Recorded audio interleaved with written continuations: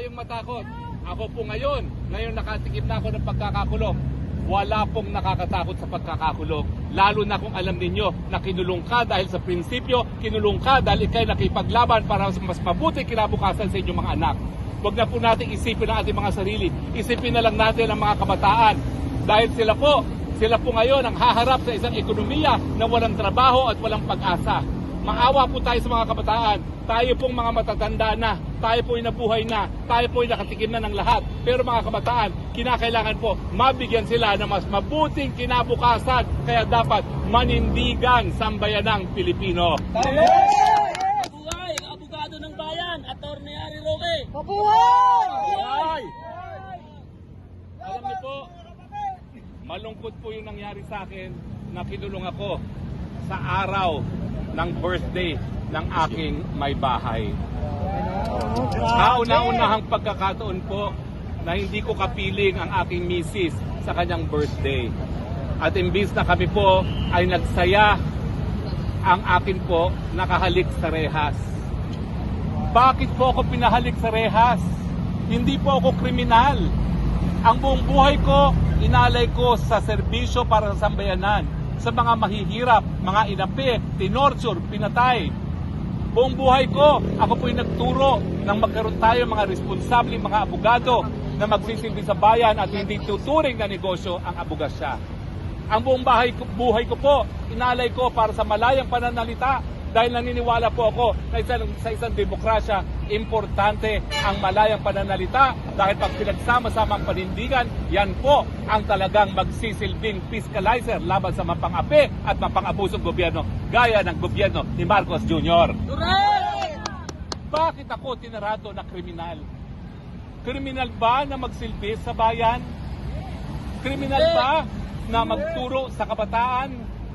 Kriminal ba Ang magsabi ng na katotohanan? magsabi ng katotohanan at itaguyod ang katotohanan? Mga kababayan, pero masasabi ko sa inyo, malungkot man na nawalay ako sa piling ng aking may bahay sa kanyang kaarawan. Malungkot man na ako po'y nawalan ng kalayaan ng 24 oras. Lalo pong nagliyab ang apoy sa aking dibdiban na kinakailangan ipaglaban ang Pilipino.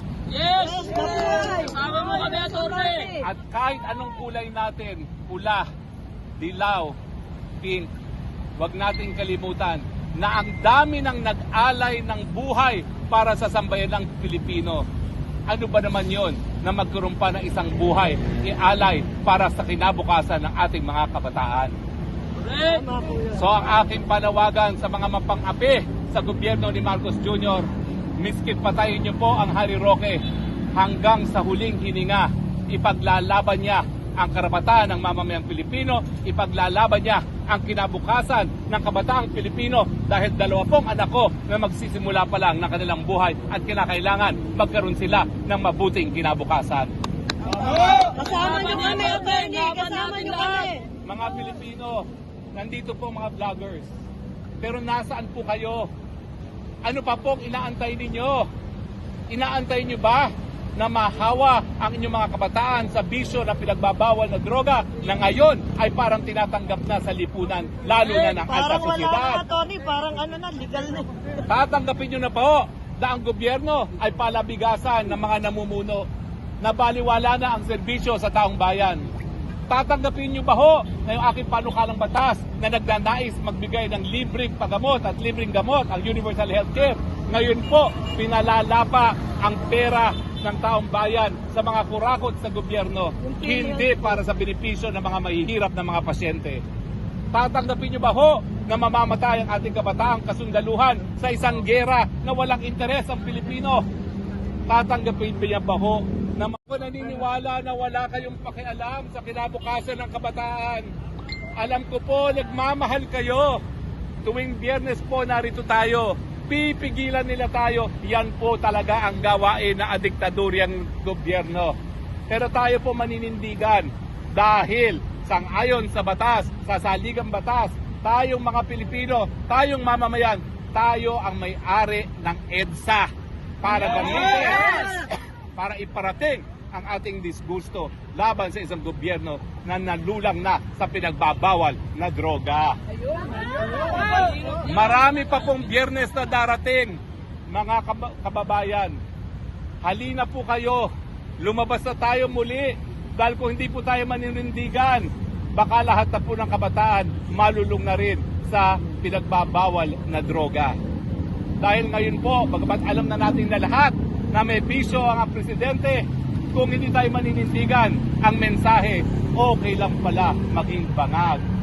Payag ba kayo niyan? Na inyong mga anak magiging bangag? Huwag po kayong pumayag. Kinakailangan manindigan at ipaglaban ang kinabukasan ng Pilipinas. Sa mga kababayan, tuwing Biyernes po, naririto kami hanggang mapuno natin muli ang EDSA at mabawi muna natin muli ang kapangyarihan mula sa kamay ng diktatura, maibalik sa kamay ng sambayanang Pilipino. Alam ko po hindi mangyayari yan na isang gabi lamang. Alam ko po maraming mag-alinlangan, maraming natatakot, maraming nagmumuni-muni kung ano pang dapat na gawin. Pero ngayon po, tama, may teknolohiya na. Nakikita nyo ako, mas marami nakakakita ngayon dito sa ating mga sinasabi kaysa mga narito sa EDSA. Pero hindi po sapat na manood sa social media.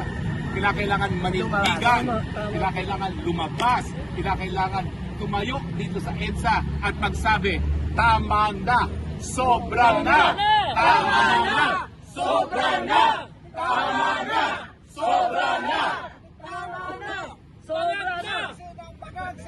Pagag na pagag! Alisin! Alisin ang pagkakas sa Malacanang! Alisin! Patalsigin ang mga bangag! Lahat ng mga bangag! Alam ko po, maraming nalulungkot sa inyo. Dahil tayo po ay nabudol. Nabudol din po ako. Sobrang sakit! Umakyat pa ako sa kanyang entablado at nagsabi, Marcos Duterte, Unity Team. Pero ang pagkakamali po ay dahil tayo ay tao lamang. Malay ba natin na lulustayin ng Marcos Jr. ang pagkakataon na ituwid ang imahe ng kanyang pangalan? Malay ba natin na talagang siya ay merong bisyo na nagre-resulta sa kakulangan ng tamang pag-iisip para masolusyonan ang mga problema ng bayan? Hindi po natin alam yan. So matapos tayong malungkot at tayo nabudol, kinakailangan bumangon muli, alisin ang putik dahil sa ating pagharapa at lumaban muli dahil kung hindi po, hindi tayo makakausad, hindi tayo makakarating sa nais nating patunguhan ang Pilipinas na malakas, masigla, masaya at mayaman, taas noo lahat na Pilipino. Pero bagaman tayo po ngayon, ang mga binigkas kong mga salita na pawang katotohanan lamang. Nasasaktan sila, attorney. Kaya nga po ang mensahe ko, mabuti pa, gurgurin nyo talaga ako dahil hindi po ako titigil na sumigaw na walang karapatan ang mga wala sa tamang pag-iisip na mamuno sa Republika ng Pilipinas. Palitan! Palitan sila!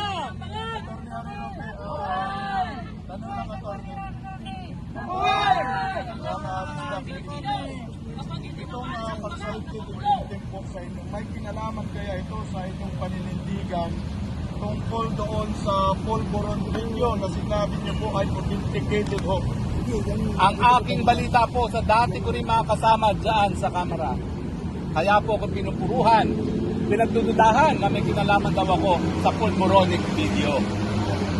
Ang aking kasagutan, unang-una, ang merong responsibilidad sa Polvoronic video ay si Presidente Marcos Jr. dahil siya ang nabidyohan.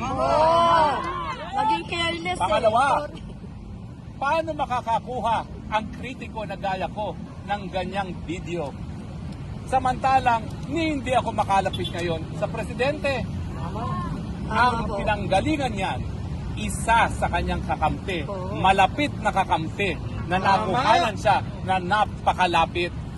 Kaya naman di ako nagtataka na si Maharlika na dati talagang #1 loyalist ang siyang naglabas niyan dahil ang kanyang puting ahas hindi po pwedeng maging kritiko gaya ko kung hindi isang napakalapit sa Marcos Jr. Malamang nga po kasi niya eh. Sentido común. Tama. Attorney, may tanong lang po ako. Naalala po natin yung mga ginagamit po nila ngayon mga witness dyan po sa Senado ay mga PDL. Ang tanong po, Attorney, ito po ba ay mayroon po bang mga kaukulang permiso galing po sa Korte Suprema? Binaliwala na po nila ang batas. Sang-ayon po sa rules of court, walang sentensyado na ang parusa ay panghabang buhay na po pwedeng ilabas sa bilibid na wala po permiso sa Korte Suprema. Pero ginamit po nila ang kapangyarihan nila bilang kongresista para ilabas at tumayong testigo itong mga sentensyadong mga kriminal laban kay PRRD. Kawawa naman tatay. Pero nakalimutan nila na sa batas, hindi po pwedeng madawit ang ibang tao kapag ang isa ay nag-confess sa isang kasalanan. Ang ganyang confession ay magagamit lamang dun sa taong nag-confess, hindi sa ibang tao. So ilabas niyo na po ang hanggang 1 milyong mga mamamatay tao, hindi po nila po pwede idawit si Presidente Rodrigo Roa Duterte sa kanilang pag-amin dahil ang kanilang pag-amin, linalagay lang po nila sa kumunoy ang sarili nilang buhay at hindi ang buhay ni Presidente Duterte. Lalo silang mala-life sentence yan. Duterte ngayon ang pinakamamahal na naging presidente ng bayan dahil ibinalik niya ang kapayapaan sa ating mga komunidad. Dahil ninabanan niya ang mga drug pushers at mga drug lords. At dahil dyan, nakatulog ng mahimbing ang pamilyang Pilipino. Nakakalakad po. Hindi ba totoo? Sa ngayong administrasyon, balik ang droga sa mga kalye. Balik na naman ang takot sa puso at damdamin ng mga magulang dahil lantaran na naman ang droga sa ating lipunan. Sa inyo po nang gagaling yung source na ito na sinasabi niyo po na merong nilulutong impeachment complaint laban po kay Vice President Inday Sara Duterte. Pero ano po ang inyong masasabi dito? Itinanggi po ito ng Kamara ko kayo. Sana po isulat nila yung pagtatanggi dahil makikita natin sa kasaysayan na talagang hindi sila papayag na hindi umupo na bilang pinakamataas na leader ang tambaluslos kung hindi sa 2028, baka mas maaga pa sa 2025. Yari tayo dito. Magising na kayo. Itaga niyo po sa bato dahil sila po ay matagal na luklok ng panahon ng Marcelo sa pwesto. They want forever again. Pero ang alam natin, walang forever at ang meron lamang ay never again. Never again. Walang forever. Never again. Never again! Never again! Never again! Never again! Never again! Never again! Kaya po, narito po kami sa EDSA. Ang dami po natin ngayon.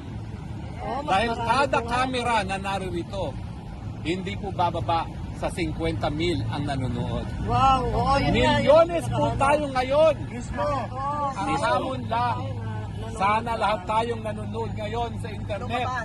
Lumabas at maninindigan Si Ma'am dito Cassandra. sa EDSA. Narito pala ang isang Ma'am Sandra bagong pala. bayani, ang tunay na kaibigan, mga kaibigan, Binibining Sandra Sandra. Ka.